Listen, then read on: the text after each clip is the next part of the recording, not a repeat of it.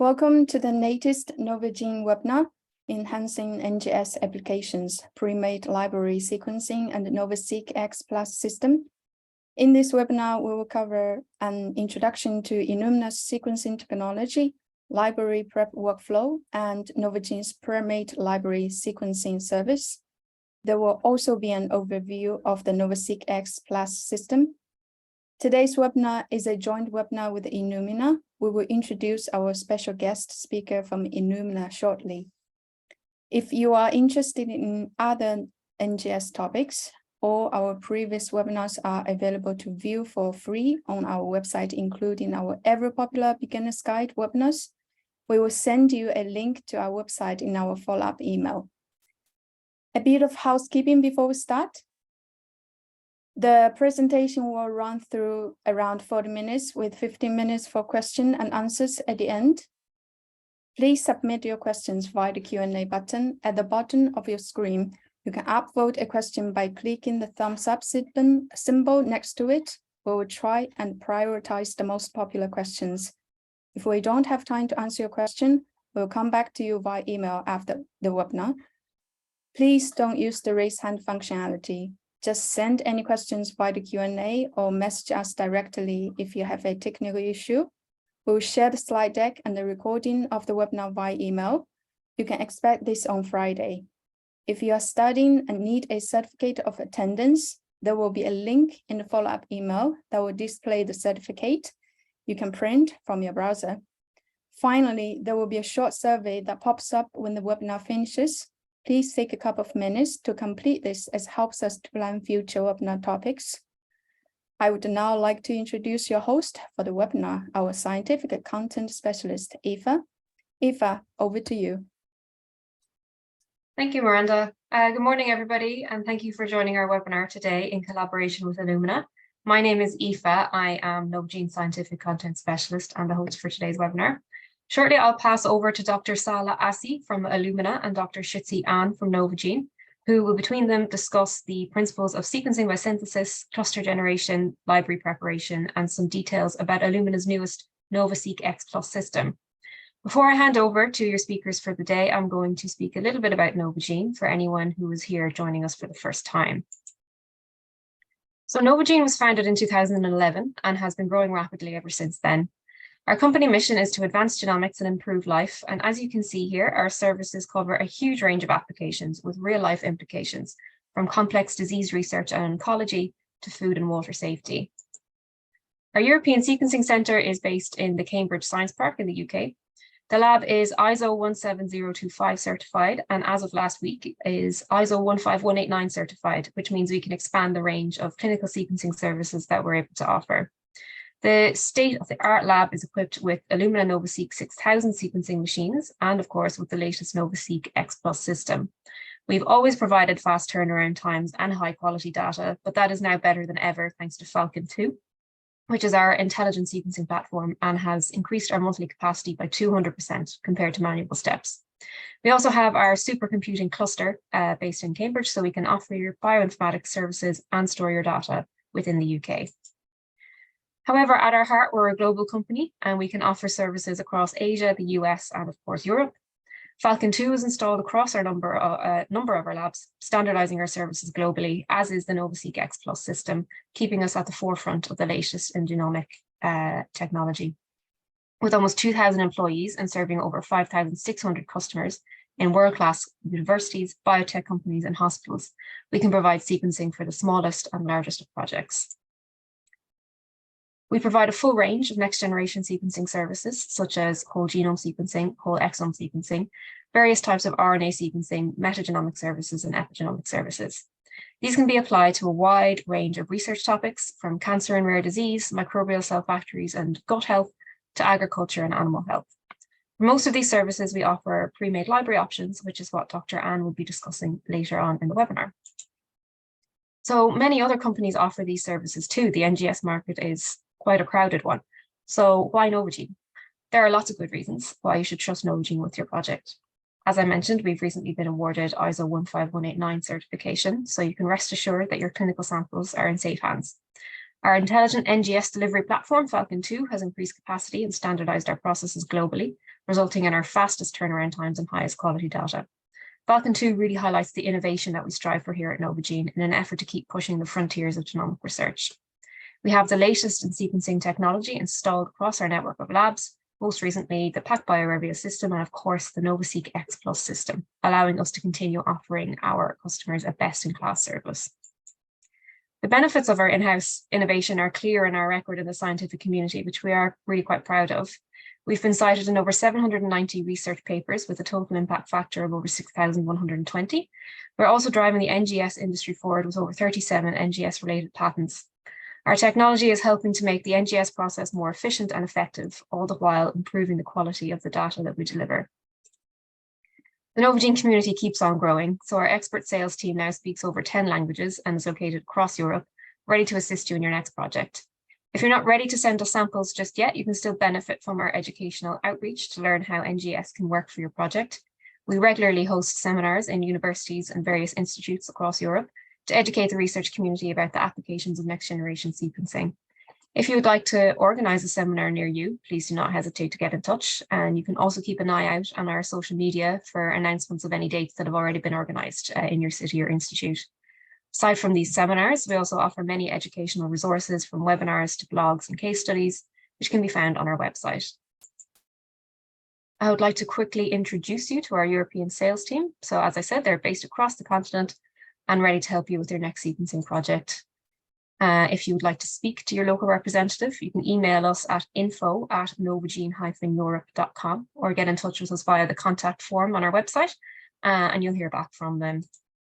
So thank you very much for listening. I'll now hand you over to Dr. Sala Asi from Illumina, who will begin the webinar by discussing the principles of Illumina sequencing technology. So over to you, Sala.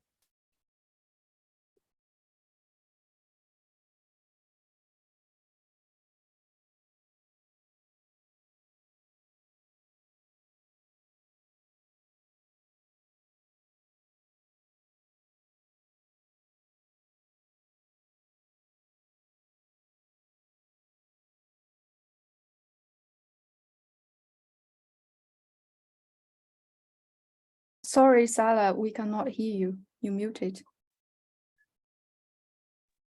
Sorry. Yeah, so thank you very much for the introduction, Aifo.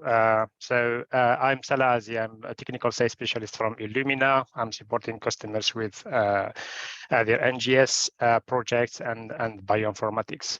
So today, as introduced, I'm going to talk to you about the Illumina sequencing biosynthesis technology. Basically, we'll walk through the different steps, what happens in the instruments to generate your data, and then Dr. Shichi will talk to you about library preparation, workflow, pre-made libraries, considerations, and then we're going to finish the talk about some highlights on the NovaSeq X Plus. So let's start. So the Illumina sequencing workflow comprises of four steps. So the first step is library preparation, where we add adapters to the fragmented DNA and to make it compatible for sequencing on Illumina instruments. And the second step is a cluster generation, where those library prep fragments are multiplied multiple times and to have enough signal for the instrument to generate or to capture the signal and call the bases. And then the third step is sequencing sequencing where those clusters are sequenced base by base, and at every cycle the nucleotides are made fluorescent, and the base call is then made. And then the fourth step of the workflow is the data analysis, but we won't cover this step here in this call. So let's first look at the library preparation. The purpose of preparing the libraries is to make the extracted DNA compatible with binding to the flow cell for sequencing. So here's the different steps of library preparation. So we start first by extracting our DNA, and then we fragment the DNA And then we fragment the DNA by either a mechanical fragmentation or enzymatic fragmentation. And the goal of this step is to make the DNA short enough to be sequenced on the Illumina instruments. And once we have fragmented the DNA, we add adapters to each side of that fragments. At this stage, the library prep is completed. If you are doing PCR-free libraries, then you can go ahead with sequencing. However, if you have started with low input, which means low quantity of your DNA, then you may need to add a few PCR cycles to generate enough quantity of library to be able to sequence. So once let's have a closer look now to the library prep fragment, how it looks like. Here you can see a typical library prep fragments. It contains the double-stranded DNA that is originated from the fragment DNA, and then at each side it includes the adapters, the P5 adapter and the P7 adapters. And these adapters contain sequences to allow clustering on the flow cell and binding site for the sequencing primers and indexes for multiplexing multiple samples in one run. So the P5 and P7 are the sequences responsible for clustering on the flow cell, and they are complementary to oligos that are coated covalently to the flow cell once the fragment is once the library is injected to the flow cell. These sequences will hybridize to their complementary sequence, and then that fragment of library is amplified. Read 1 and read 2 binding sites are sites for binding of the sequencing primer 1, which is generates the read 1, and read 2 generates the read 2, the read 2. And finally, the indexes are responsible for or are there to allow multiplexing multiple samples. They are usually short sequence of DNA, 6 to 10 base pairs. In this example here, we have 2 indexes, which means that the library is dual indexed.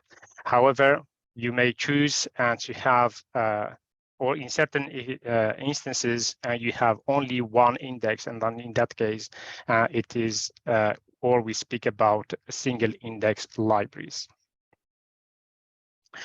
Now, let's talk about cluster generation.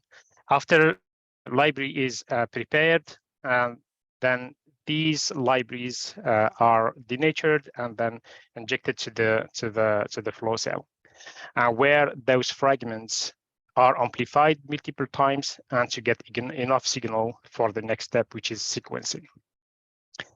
But first, let's define what is a cluster. A cluster is a group of about 1,000 clonal copies of the same DNA library bound very closely together on the flow cell.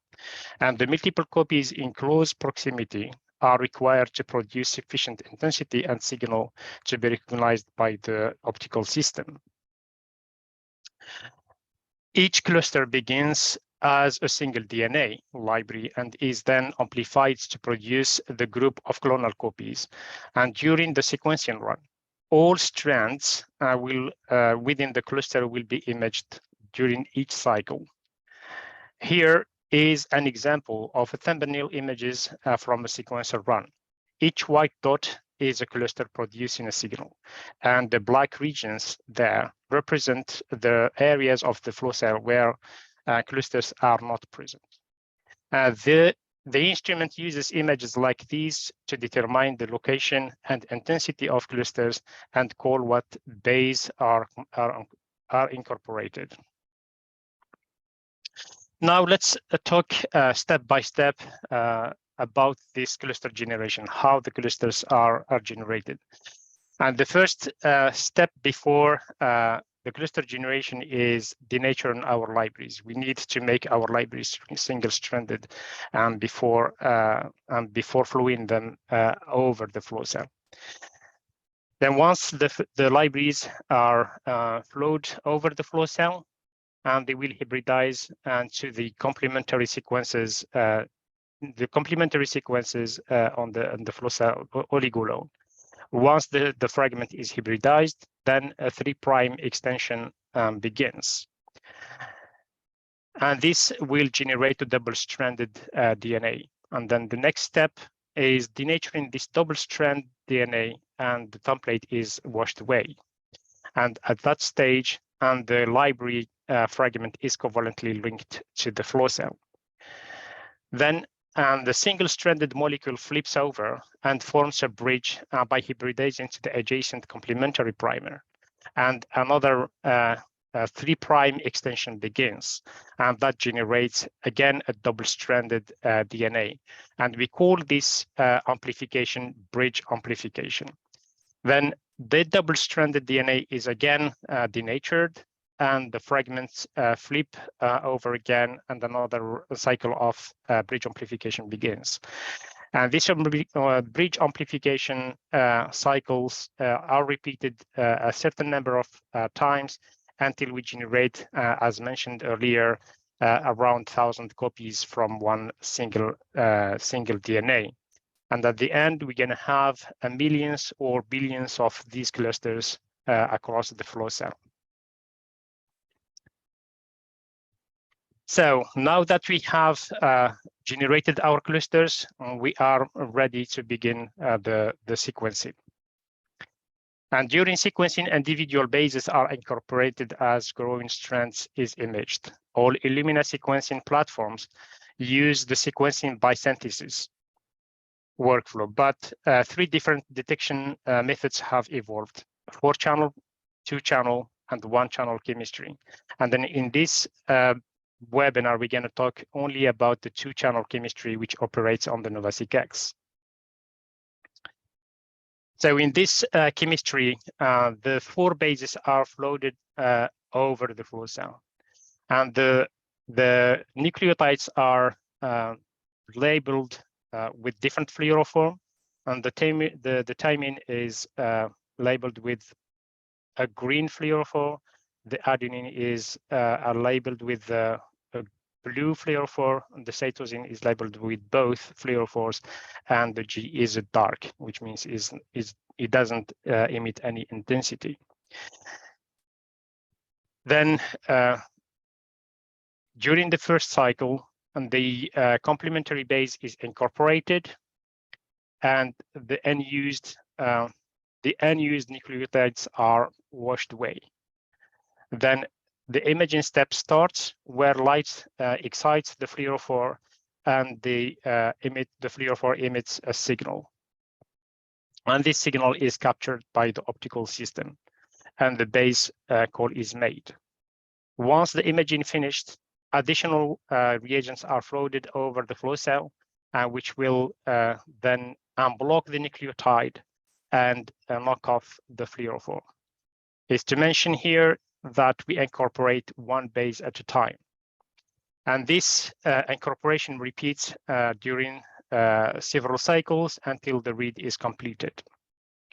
And we're going to use the intensities that are emitted from the different fluorophore and to call the bases and reconstitute the read. So you can choose different strategy of sequencing. You can choose to sequence only one side, and then we speak about single-end sequencing. Or you can choose to sequence both ends of your libraries, and then we talk about pair-end sequencing. You can also choose whatever read length that you want. In this case here, we sequence 150 base pairs, or you can increase the read length to have better coverage or even overlapping reads, or that may be interesting for some applications.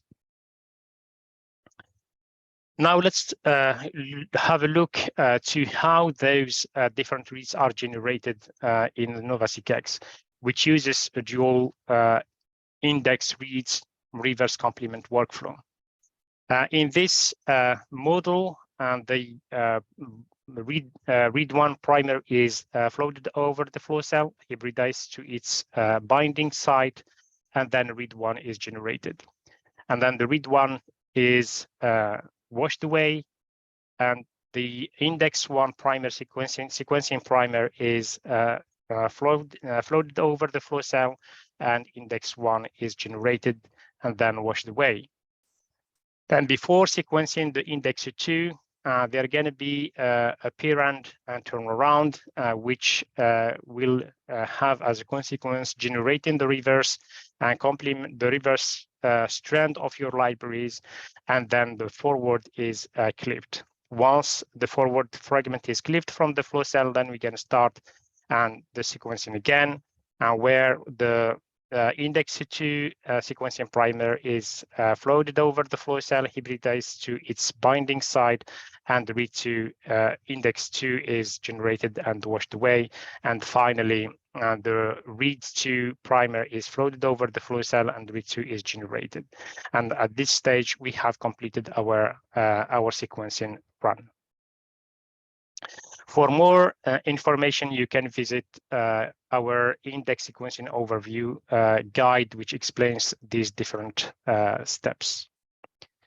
Now I hand over to Chichi to talk to you about library preparation. Hi, thank you very much. And I'm just going to share my screen. And bear with me for a second. Let me just sit in the presentation mode here.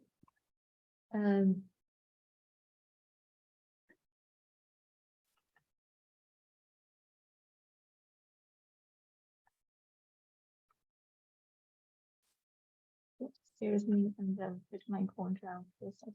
Okay, so Sarah will run you went through this, the library preparation, fragmentation and repair and detailing, and then addition of adapters, PCR application. This is optimal, depends on the adapter type and sample input that is used. I'm just going to highlight the 2 important things to consider when you select your library preparation kits and a method. So one of the things is fragmentation. So for sequencers, for example, Illumina platforms, most of the time they operate best when the machine is fed the libraries that contains fragments with the similar size. Okay, and then usually there is a quite specific range that is recommended by the manufacturer. And if you have more questions, and the cell, you can ask the cell after the presentation. And also, this also can help with the sequencer to be more efficiently sequence the sample. Generally speaking, as I mentioned already, there's chemical method, physical method, and the math method. And so for a physical method, so this is a method that can tolerate a broad range of input material, and importantly, is considered as a clean method because it doesn't introduce any additional chemicals or enzymes into the system. Okay, and easy to use and implementation. The drawback is this does require dedicated expensive equipment. And so for core facilities or service provider, for example, Novogene, and dealing with a large amount of samples, a different type of samples, we tend to use a physical method for fragmentation. And the chemical method is well known for breaking RNA. So for enzymatic method, this is probably more broadly used if you want to prepare a library in-house. But this is only requires standard lab equipment and highly scalable. And also another advantage is if you prepare a PCR-free libraries, this actually require lower input for your sample as well. However, there's something you need to consider here as well. It could potentially cause a bias between samples. And also, it is important to control the enzymatic enzyme ratio versus your DNA. Basically, this is going to, the ratio is important to the fragmentation results. And so another part we didn't get mentioned much is site selection. And this is actually a very important step. This is a step to eliminate suboptimal nucleic acid fragments from the library before applying to the sequencing platform. Okay, so this is just make sure the library, the sample contains the optimum size range for specific sequencing equipment. Okay. This is cost effective, doesn't cost much, but actually can have a really profound impact on sequencing results. So why, and this is important because this step actually minimizes the impact of intra-sample differences. So if you have multiple samples in a batch, you want them to be all in the correct size range before to load for sequencing. And then also it minimizes the waste of sequencing capacity. For example, the Sala mentioned the different sequence strategy. For example, P150. If you have a fragment that or library too small or too large, too small, that means by using this sequence strategy, you're going to read a lot of dimers, and which is not really needed. And also, if it's too long, the sequencer won't actually reach that range anyway. So it's going to be wasted or generate unuseful data. Okay. So generally speaking, there are two different methods can achieve this. One is gel-based size selection. So it's reliable and effective, but this is considered to be a low throughput method. And most time, this is only really used for really large fragments or very small fragments. Okay.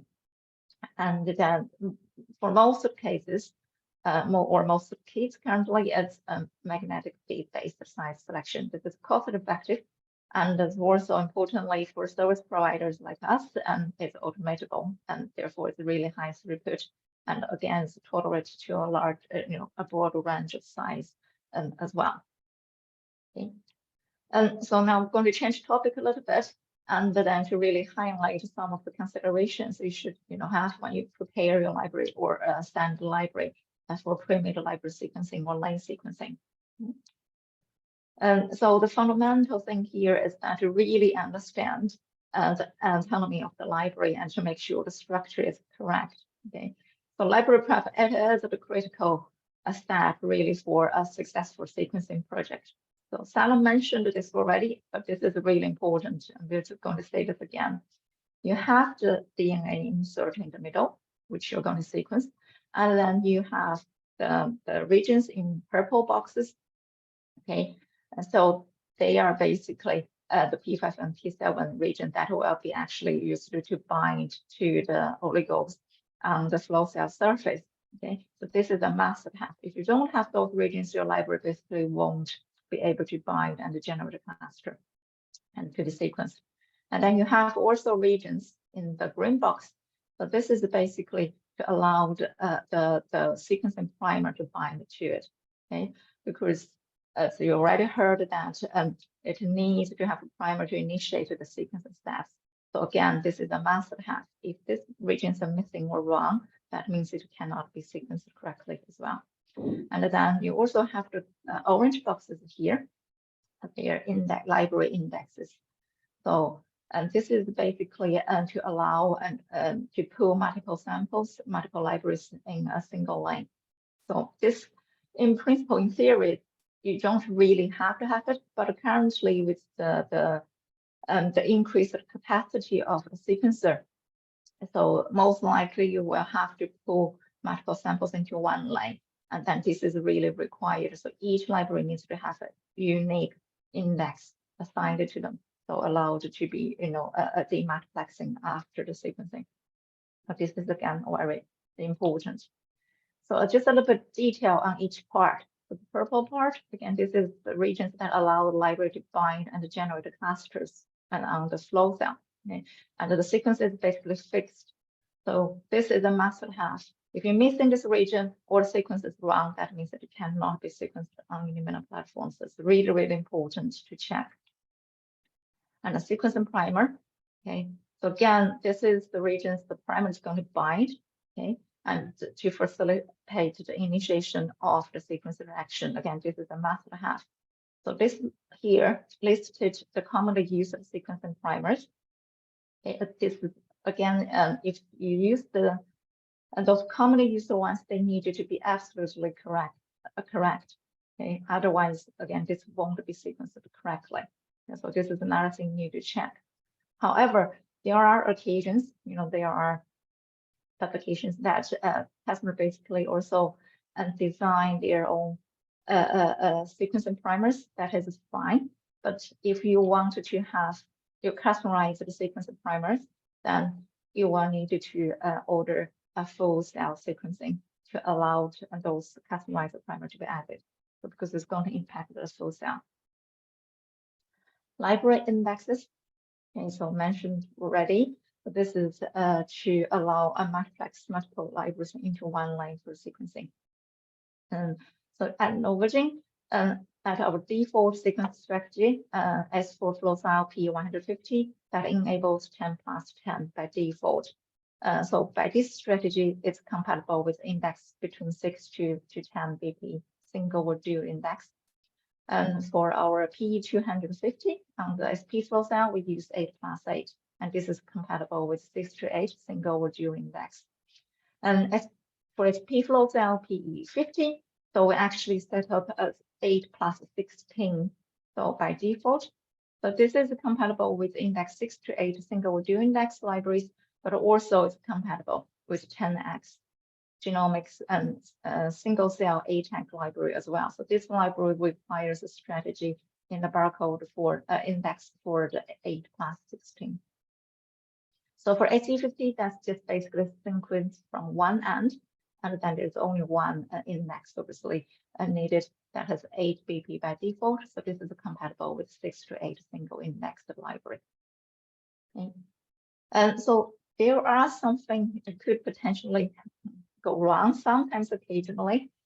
Okay, so one of the scenarios called index hopping. Okay. And so basically, this only happens if you have a lot of samples multiplexed together. Okay, so what does this mean is basically you can see from this diagram here. Ideally, you know, the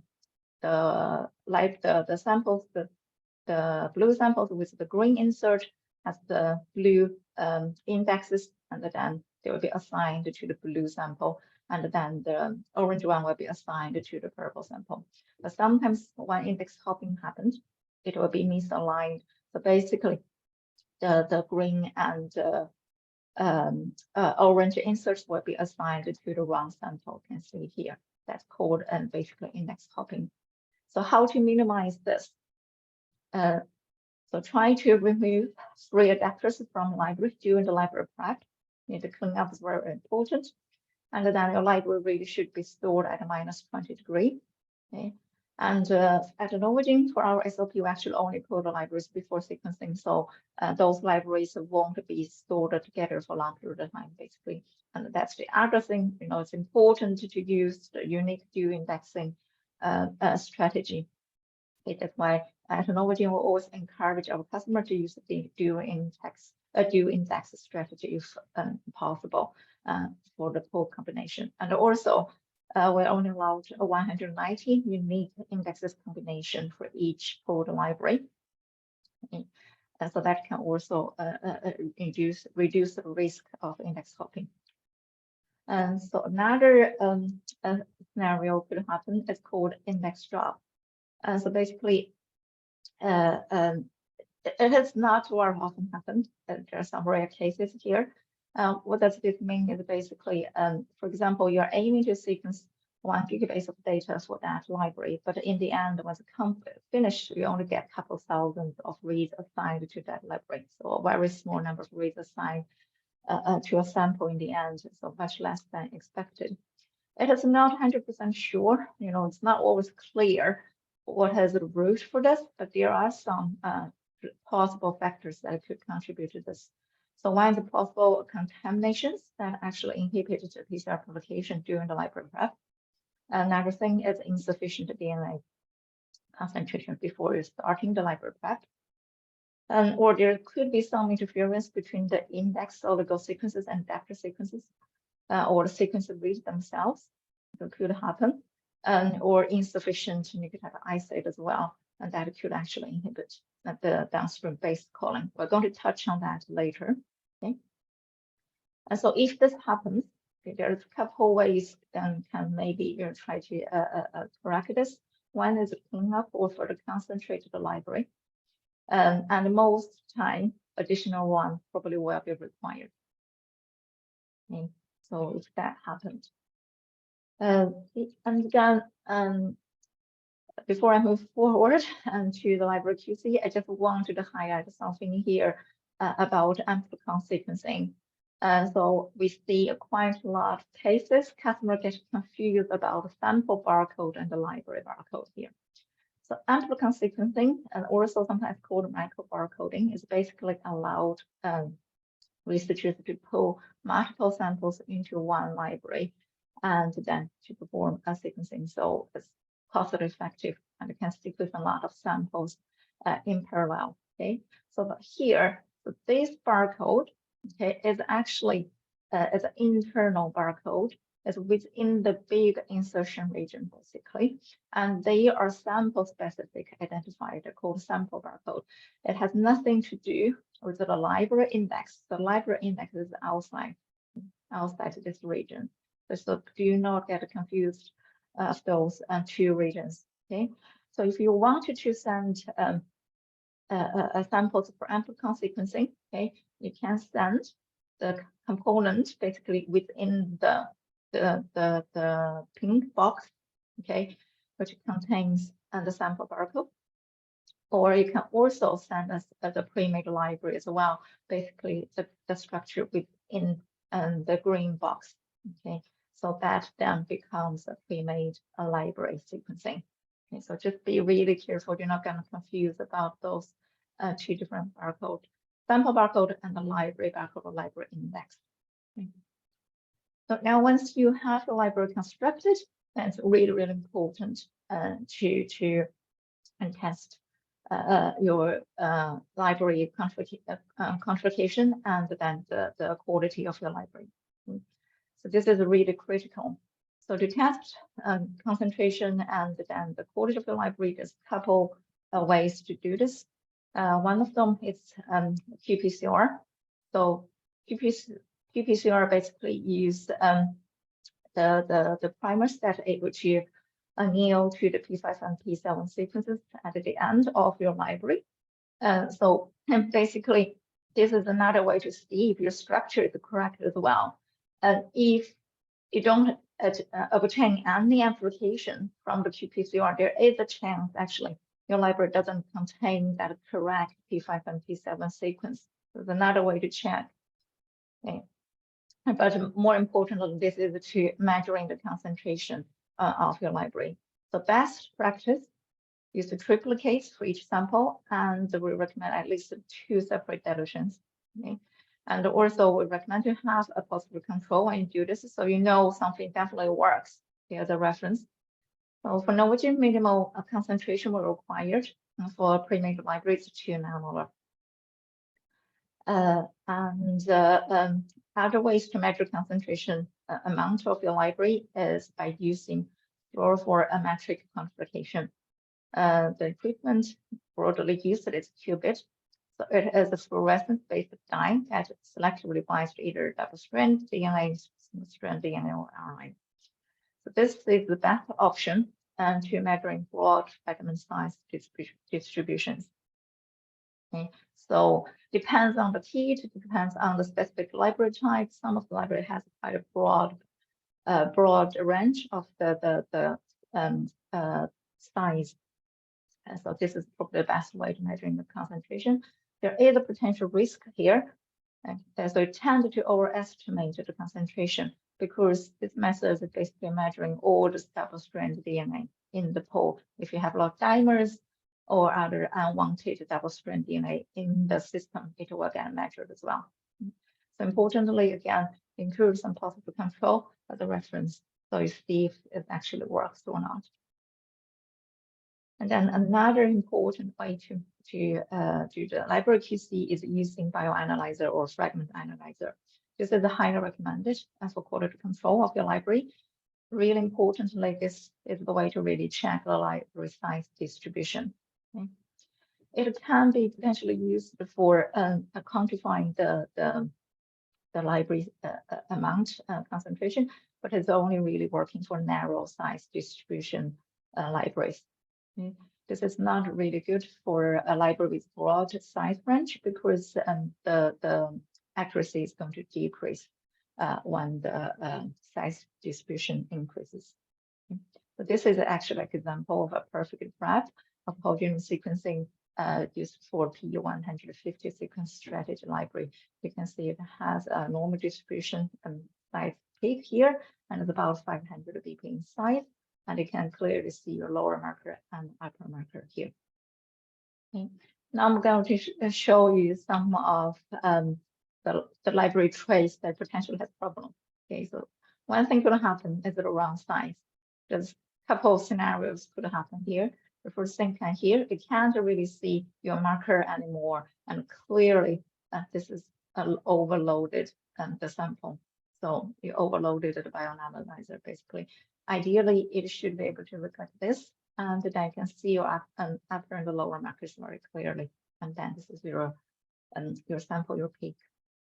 Okay, so here is another scenario. You can see the peak shifted more towards the 600 BP size, and this has become too large. One of the reasons that causes this could be because too much starting material. Okay? And on this one here, the peak actually shifted towards 400 BP and is too small. So the reason causes it is because the starting material is too low and not enough starting material. Another thing could be missing peak. You don't see any peak here. As low quality or not insufficient starting material. Or actually you lost your sample during certain steps.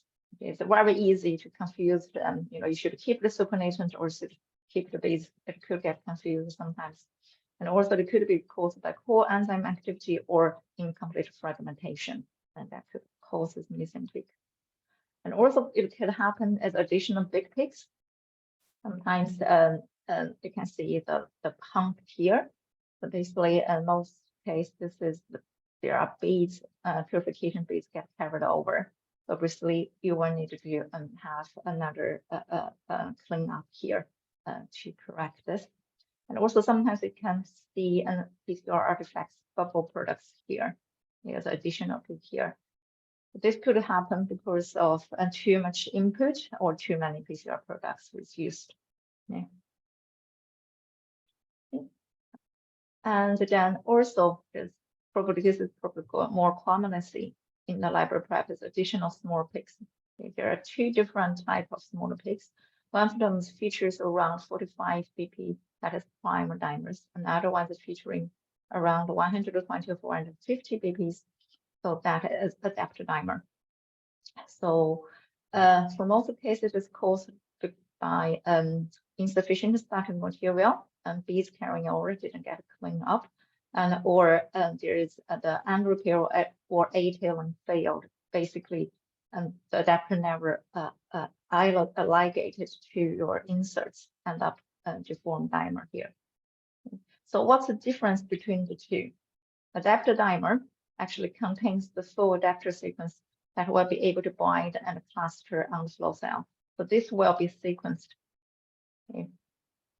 Primer dimer doesn't really contain the complete adapter sequence, and it won't bind or be sequenced during the sequencing process. So basically, it says here the adapter dimer poses more problem.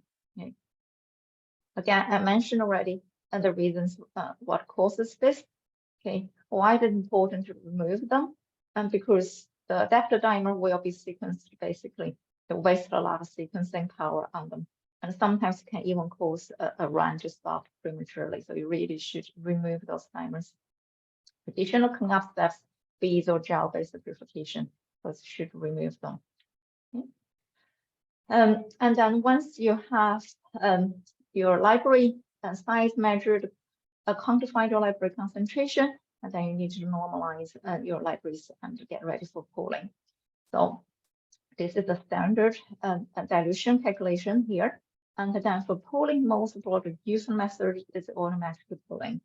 So basically, combine equal amount of each normalizer library into a centrifuge tube, and generally the plant about 10 times to mix it thoroughly.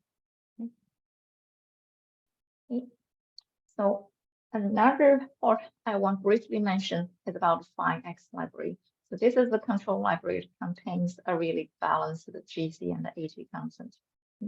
So it has many different usage for the FINEX library. Can be used for calibration control, basically to check if the platform works well, and also can be used to run quality monitor and to see, you know, if the sequences fail, is because the library is not right, or is actually something else happened, and to monitor the run. But for a customer, you don't have to worry about those too much, because as a service provider, we look after those. However, if you're going to order a pre-made library sequencing, especially for line sequencing or full cell sequencing, you will need to consider use FINEX library for color balancing. We touched a little bit on the nucleotide diversity, you know, for low diversity libraries. Okay, you can see it has impact on the data quality and the base calling. So this is a well-balanced ATCG is basically more evenly distributed. This is a fixed base. You can see the signal has been impacted by this. So if that happens, you will need to spike in a FINEX library to balance the library, to balance the library to be loaded into the line. Okay, so this is to compensate this. And it usually depends on the library type. There are some recommendations. What is the percentage of FINEX that is needed? So if you order line sequencing, you really need to consider this. Okay. So again, another thing to think about is the data amount based on different sequence strategy and different flow cell you plan to use, and then it gives out different amount of data amount. So obviously, for NovaSeq 6000, PE 150 gives the highest data output. In the end, excuse me, I just wanted to use example and to highlight what are important things you need to check when planning your sequencing project. So I'm using a 10x genomics single cell gene expression library as example. So here you should really pay attention to your library heat origin, okay, and the name, because there's so many different ones out there in the market. So you need to really check the origin. And for example, here is clearly said this is going to be due index library. Okay. And then also you really look at the structure of the library, the final library. As you can see, it contains P5 and P7. This is the sequence. Perfect. That can be sequenced on Illumina. And then it has the read primer binding region 1 and 2, again, checked. And then index 10 plus 10 checked. And then this requires a sequence from both ends. Okay. And then this is the library QC trace. You can see here, ideally you should be looking for a fragment range between 300 to 1 KB here. And then the peak should be around 400 to 600 BP. So this is again to check the library. And then sequence depth depends, you know, how, for example, here minimal require 20K reads per pair reads per cell. And then if you have 10K cells, minimal, you will need 60 gigabytes of data. Okay. Here and doing next P150 strategy, 150 plus 10 plus 10 plus 150. And then in the end, Novogene will be able to trim the data to the required length for a cell engine to do downstream analysis. Okay. So it's just highlighted the things you should really check before you're planning your experiments. Okay. And now I'm going to hand back to Sarah to tell you a bit more about the newest Illumina sequencing platform, NovaSeq X. Thank you very much, Chi. I'm really thrilled to present our newest sequencer, the NovaSeq X, which is the fruit of 5 years of intensive R&D work.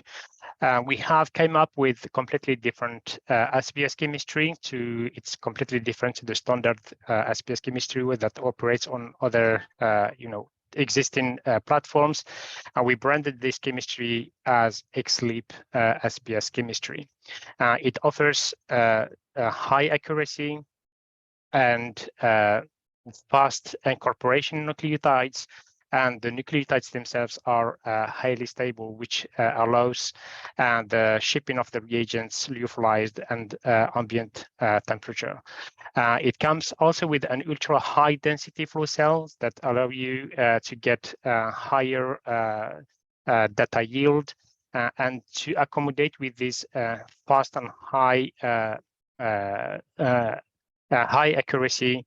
The instrument itself is equipped with a newest technology. It has advanced base calling algorithm, which is the software that calls the bases, and the optics also are completely new. So it's a custom high-speed camera sensor and an ultra high NA numerical aperture blue-green optics, and to, as I said, accommodates to this high density flow cells and the speed of the the speed of the run. And then for the first time, we incorporated an onboard analysis, which is a Dragon server that comes on board of the instrument that allows you an automated analysis just after the run is finished.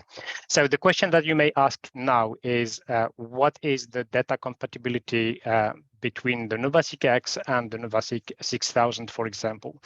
To answer this question, we have tested different applications. In this talk, I'll present just one, and the first one is whole genome sequencing. And to test this, we have made TrueSeq PCR-free libraries. We have sequenced 809 whole genome samples on a NovaSeq X 10B flow cell and 48 whole genome sequencing on the NovaSeq 6000, and we sequenced it on the S4 flow cell. So why S4 flow cell and 10B? They are in fact two flow cells that gives rise to the same amount of data. So it's a direct comparison between the two instruments.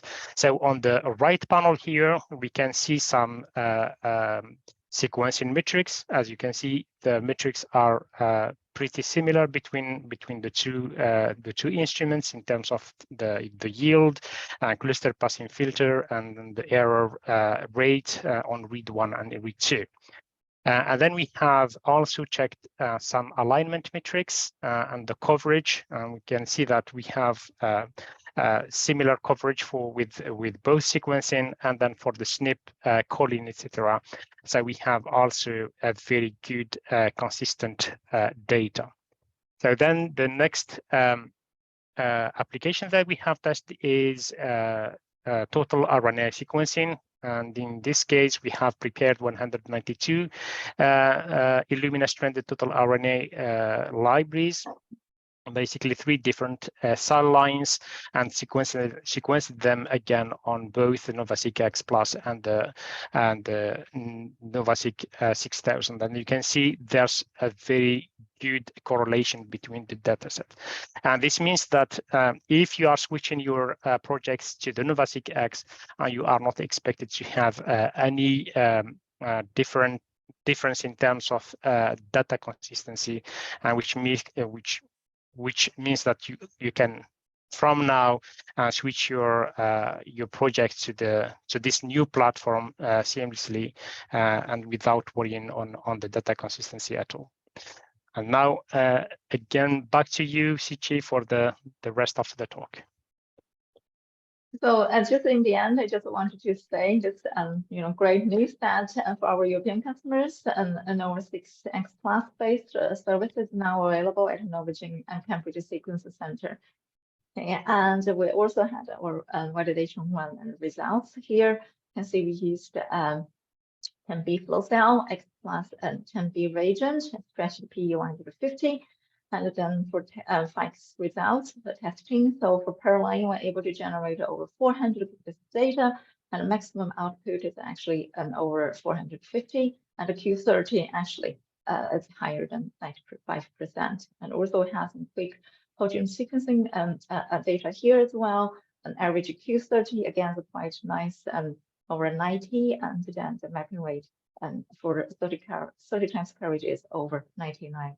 So it's very, very similar to what Stella just demonstrated to you. And the further great news is that actually we are having a special discount offer for the first line that is sequenced on NovaSeq X Plus and with Novogene. And then for more information, please feel free to email us and follow us on social media. And also you can scan the barcode to go on our website and see our flyers for more information. And the end take-off message will be, please check and confirm your NGS library structure. So this is really the key from today's talk. And keep calm and double check, and keep calm and sequence on. Yeah. Now I'm going to hand it back to you, and if there's any questions here. Thank you both very much. It was an excellent presentation. Yeah, we certainly had some questions come through. We're a little bit tight for time, but we'll get through a few of them, I think. So the first one that was asked was from somebody wondering what the difference is between research use and diagnostic use in the case of the NovaSeq X, and why it's only usable for research. Sala, it's probably one for you. Yeah, so in fact, for sequencer to be certified as a diagnostic tool, it needs to go through massive validation and a lot of documentation, and to and to validate that instrument as a diagnostic tool. So, for example, we have now launched the NovaSeq 6000 DX, and that again is it was a long process to have it, certified. So this is why. So you're gonna see that we have aerial versions, which means that you can run your clinical samples, but it doesn't have the certification. The extra protection or validation as the clinical or diagnostic instrument does. Okay, thank you. Thank you very much. Okay, next question is, in the same sequencing run, can you combine libraries of different lengths, for example, miRNA sequencing plus then a total RNA-seq library in one run? Yes, you can do the you can combine different library preps in one lane. However, there's at least two parameters to consider in this case, and the first one is the library prep size, as Chichi mentioned in her talk.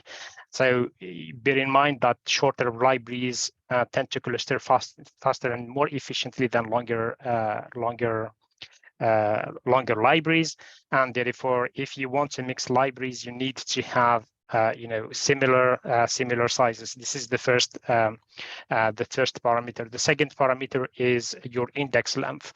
Ideally, you need to have the same index length for both type of libraries, or any type of library that you want to mix up. So if your indexes are of different lengths, still you can run them together, but you need to demultiplex many times. It depends on how many indexes, or it depends on the size of the indexes that you have used. Yeah. So I just wanted to add a little bit comment on this one. So if you just plan to send your pre-made library samples to us, so you don't have to worry about this too much, because we have a team that's really have loads of different sample types, and we're able to actually pull based on the library types and indexes that Sana mentioned on our end. So you don't have to worry too much, or don't have to worry about it. You have to have enough sample to fill in one lane. So as a service provider, we can help you on that. So don't need to worry too much. Absolutely. Okay, lovely. Thank you both. So the next question is asking if it is possible to sequence different DNA target regions, for example, 16S and 26S at the same time. Yes, and that doesn't matter too much, to be honest. And as long as you have the structure correct, you have your insert size right, yeah, it shouldn't have much impact. Again, you don't have to worry that too much. You just need to make sure your insert size is correct, and then you have to track the region there, and then your library structure is correct. That is more important. Yeah, so if I can just add something here is when you mix different libraries, you need to think about what amount of data you want from each library.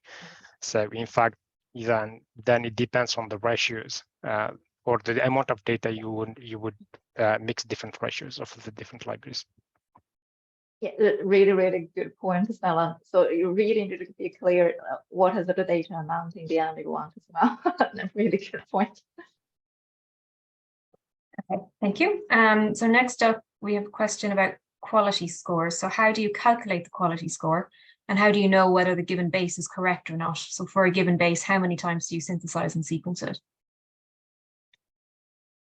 That is a question for me, right? It's up to, yeah, we'll have to see if they can answer a question. Yeah, so it's a complicated calculation process. So just to make it like simple, once the base is incorporated at each cycle, so the instrument will take in the NovaSeq X, for example, is going to take two images, one in the blue, the other one on the green, and then looks at the intensities. Right, so and then it gives the call to the intensity which is the highest, right, and then there's you know, as I said, there's a lot of calculations behind the scene, and then once the instrument determines the highest intensity, it says, for example, this is an A, this is a G, this is a C, or this is a T, and this is how it gives the you know, it gives the score to the base. The score basically is how confident I am to give that to give that call an A or any base. And this is basically if the intensities are like, you know, pretty close to each other, then the instrument would struggle to really ascertain or give the call, the correct call, and in that case, the instrument will infer a lower score to that base, and meaning that, yeah, I think it's this base, but I'm not too sure. Therefore, I'll penalize on the base and give a lower score. Okay, lovely. Thank you. So there were a few more questions, but we're not going to have time to get to them, unfortunately. So we will get back to you by email with an answer over the next week or so for anyone who's missed, hasn't had their question answered. So I'd like to say thank you to our hosts today, our presenters. Thank you for everyone who's attended. Thank you for your time. We will email you a link to the webinar recording and the slide deck along with the survey that we'd appreciate you taking the time to complete. The survey will help us ensure that we make future webinars more relevant, even more relevant to you and to your research goals. So there'll also be a link in the follow-up email for a certificate of attendance for you to view and print that if you need one. So the Illumina NovaSeq X is now installed in our Cambridge Sequencing Centre, and we're looking forward to sequencing our first customer samples. So do get in touch with us via our website if you've got any upcoming sequencing projects that you might be able to use this exciting new technology for. And also in the meantime, as Shitzi mentioned, you can follow us on Twitter and LinkedIn and Facebook. Keep up to date on our latest activities and offers. So thank you again, everyone, for your attendance today, and we look forward to seeing you all on the next webinar. Thank you very much. Thank you.